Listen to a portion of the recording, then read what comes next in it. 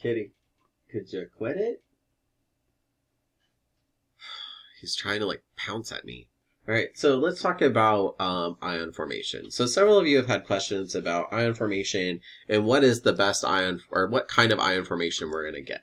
Okay, so remember with ion formation, when we're talking about those, what we're doing is creating a charged ion or a charged atom.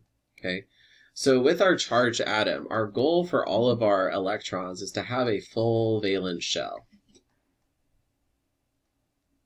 So that means that all the electrons in the outermost layer are going to be full, right? So ions are going to form in order to make that happen, okay? So remember, what our full valence number is going to be 8 electrons in that outermost shell, okay? So the group that's going to have that are going to be your noble gases. They're going to have 8 electrons, which means their overall charge is going to be neutral. They're going to have a 0 charge, okay? If we're talking about all of our elements, again, ignoring our transition metals because metals are weird, and ignoring the lanthanide and actinides because they're even weirder. All right, what we're interested in is talking about our main groups. So 1, 2, 3, or 13, 4, 5, 6, and 7. So these different groups, okay? So for each of these, what we're talking about is getting our charges so that we're closer or getting closer to this column of atoms, okay? So when we want to talk about formation, we need to ask ourselves, what's going to be easier? Right? And this is the question of gaining and losing. Okay? So when we're talking about the forming of ions, is it going to be easier for us to gain electrons, right, and get closer to our group here? Or is it going to be easier to lose electrons and go backwards and bump down to get closer to here? Okay? So let's start with talking about beryllium here. Right? So beryllium's in group 2, which means it's going to have 2 electrons on its valence shell. If we're talking about then what ion it's most likely to form, right, our question is it easier for this element, beryllium, to lose 2 electrons to be more like helium and jump down to that energy level? Or is it going to try to gain 1, 2, 3, 4, 5, 6 electrons to try to fill it out? I don't know about you. It's a lot harder to lose a lot harder to gain 6 things than it is to lose 6 things. So in this case, it's easier to lose the 2 electrons to bump down. So again, if we're losing electrons, you're going to be forming a cation, right? It's going to be a positive charge, okay? So in this case, when we're talking about beryllium's going to lose those 2 electrons, and thus it's going to become a +2 ion, okay? So that will be its charge, okay?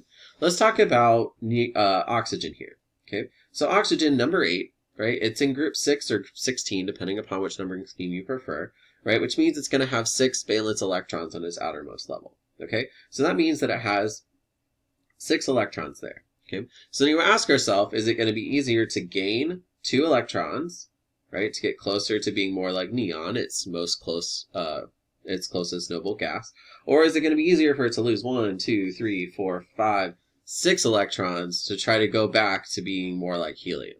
Right, so just number of spaces wise, it's easier for oxygen to gain 2 electrons to get over here. So in this case, if we're going to gain electrons, right, you're going to be forming an anion, right, which is going to be a negative charge overall. Okay. Right, so that means that our oxygen here is going to be forming a -2 ion, right? So we would say it's oxygen 2-, right? It's going to have an overall negative charge. Okay, so with our ion formation, again, look at where it's posted on the periodic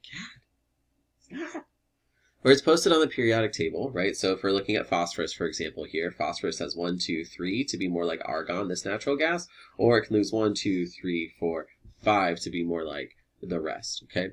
So in this case, phosphorus is going to be forming a -3, right? It's easier for it to do that.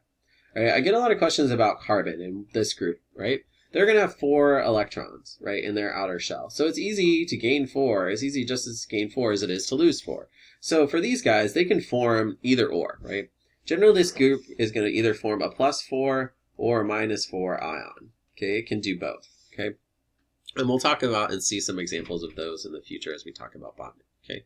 So again, the kind of cheats way to do that is, how close are we to getting to a noble gas, right? And if we are looking at our periodic table, is it easier for us to lose and jump down, or is it easier for us to gain and jump up? Okay, so if we're tracking the major ions based on groups, right, our first group here would be +1, +2, then we got -3, plus or -4, -3, -2, -1, and 0, right? If you remember those, it makes it easier as long as you've got the group relationships. So you can take advantage of those that have similar characteristics and what kind of ions they're generally going to form, okay? The last thing that I often get questions about is what about the metals, right? If we're dealing with a metallic ion, I'll tell you the charge, right? So, because they can form multiple kinds. Like for iron, for example, iron can form a +3 ion, it can form a +2 ion, right? It can behave very strangely in lots of different ways, just due to the nature of how electrons behave in these metals, okay? So if you're getting something like a metal, I'll tell you what that charge is, right? And there's a whole convention for that we'll talk about a little bit later, right? So if you've got questions on this, let me know.